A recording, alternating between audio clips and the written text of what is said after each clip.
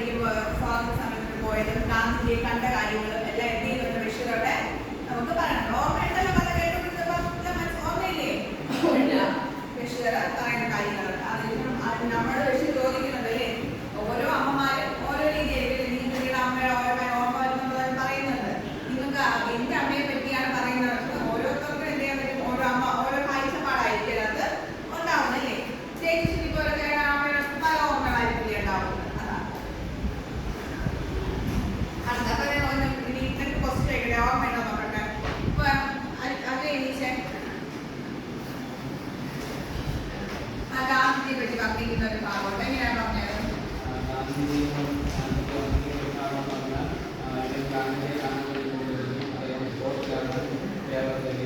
ഒരുപാട് ജനങ്ങൾ കാണാൻ വേണ്ടി വരുന്നുണ്ട്. ഇറങ്ങി ഒരു വണ്ടിയിലേക്ക് കയറുന്നു. ആ വണ്ടിയിൽ അദ്ദേഹത്തിന് കൂടെ പോകാൻ ബഷീർ ഞാൻ പരിശ്രമിക്കുന്നു.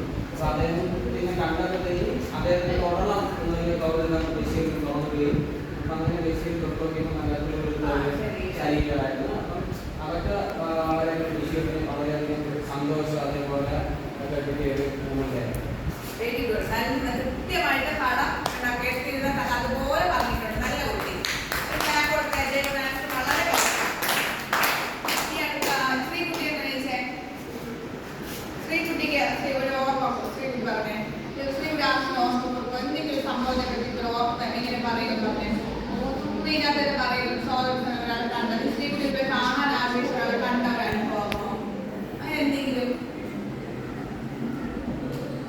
ഉണ്ടോ? എന്തെങ്കിലും അനുഭവം ഇല്ല.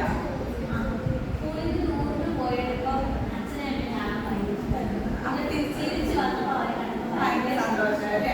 സാമാന്യത്തെ കാണുമ്പോൾ ഉണ്ടാവുന്ന സന്തോഷത്തെ അതാണ് സന്തോഷമാണ് അതിനകത്ത് എന്ത് ചെയ്തിരിക്കുന്നത് ബഷീർ പറഞ്ഞിരിക്കുന്നത്. കറക്റ്റാണ്.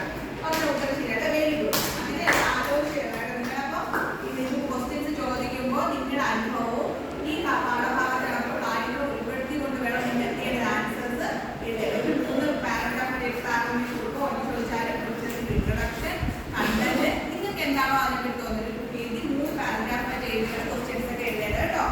നന്നായിട്ട് എത്ര മിനിറ്റ് വേണം?